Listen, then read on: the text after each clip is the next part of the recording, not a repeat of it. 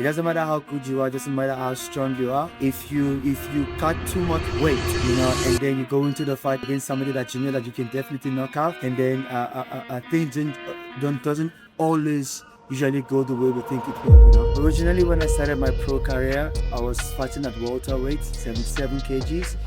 And then I was advised after 3 fights, and I won 2 of them.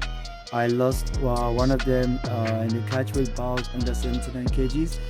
And when I dropped to lightweight, my last 3 lightweight fights was all finished in KOs.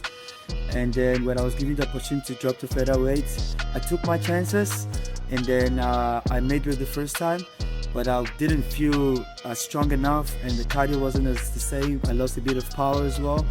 And then now that I get to fight now in lightweight, don't know how excited I am, and because there my cardio is good, my power is there, and I'm looking forward to finishing my opponent. That's the plan.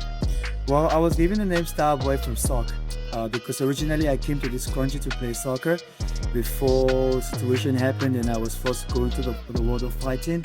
And so Starboy, they said it suits my personality because of the way I do things, the way I fight. It's entertaining when I come out and stuff like that. So I didn't give myself the name Starboy, it was given to me by people, and so far I'm loving it, Well, I knew if I believe that I'm one of the best in Africa and the continent, I shouldn't lose to anybody in Africa. So the fight against Kamara, and where I learned a lot. I learned that the weight cut can actually play a very important role as well in your fight, in your camp, because I was connecting in that fight, but it wasn't enough to put him down, permanently. So what I realized in that fight is it doesn't matter how good you are, it doesn't matter how strong you are. If you cut too much weight, and then you go into the fight to fight against somebody that you know that you can definitely knock out, and then things doesn't always usually go the way we think it will, It means everything, because I was born and brought up in Lagos State, so you can see I'm a Lagosian, even though originally I'm from Borno State.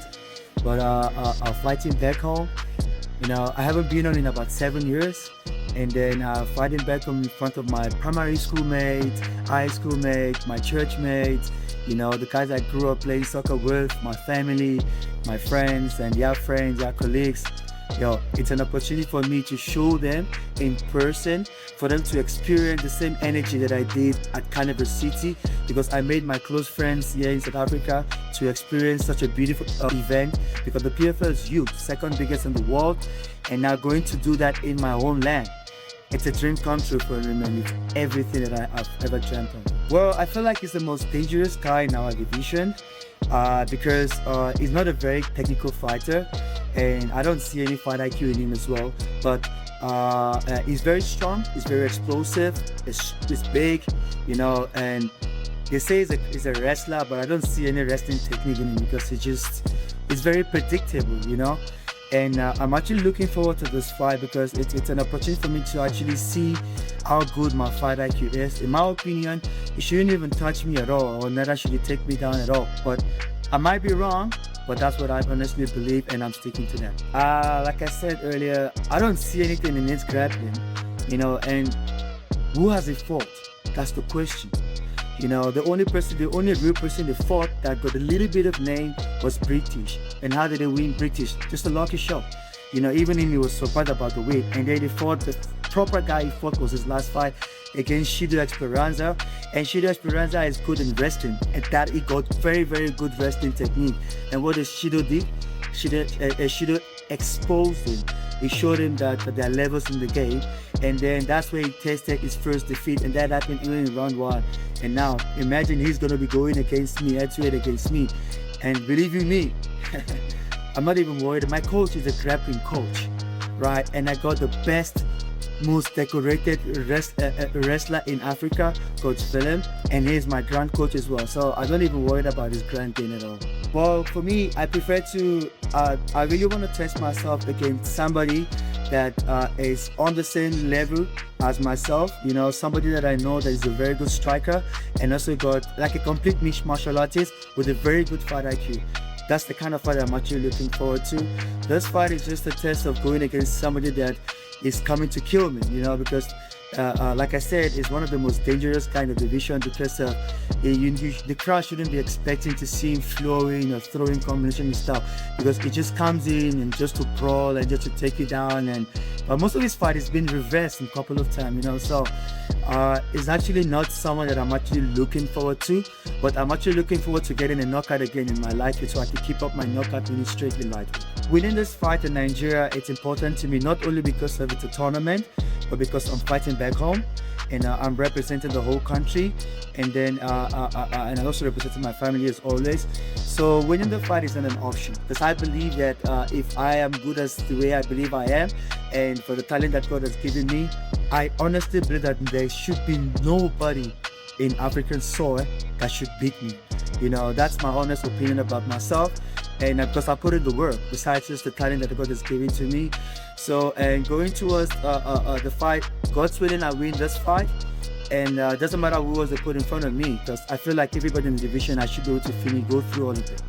Well, the path that I'm pursuing, that I want to follow, because I want to be one of the best strikers in the world. I don't just want to dominate Africa, but then I don't like to jump. I'm taking it step by step. First, I need to clean out the whole of Africa, and then I want to go to the world and show the world how good and how talented we Nigerians are.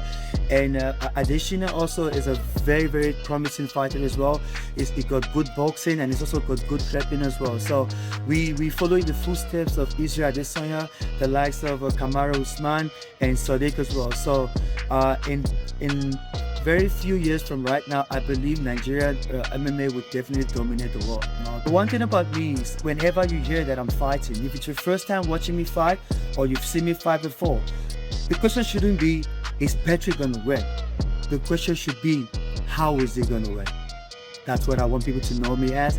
And I'm an entertaining fighter. I love to entertain. I want to make it look easy, even though when I know it's not easy. Like my opponent, like I said about my opponent, is a very strong fighter and the most dangerous in the division. But I'm looking forward to making the fight look super easy. That's my plan. Hey yo, what's your boy? This is Patrick, aka Starboy. MMA fight lovers, guys. Hey, on the 13th of June, your boy Starboy is coming all the way to Lagos State at the Eko Hotel, Nigeria, to showcase his God-given talent. Do not forget to buy your ticket, because Starboy never disappoints. Hey guys, and you know what? I'm coming in for a beautiful, beautiful show. Let's go.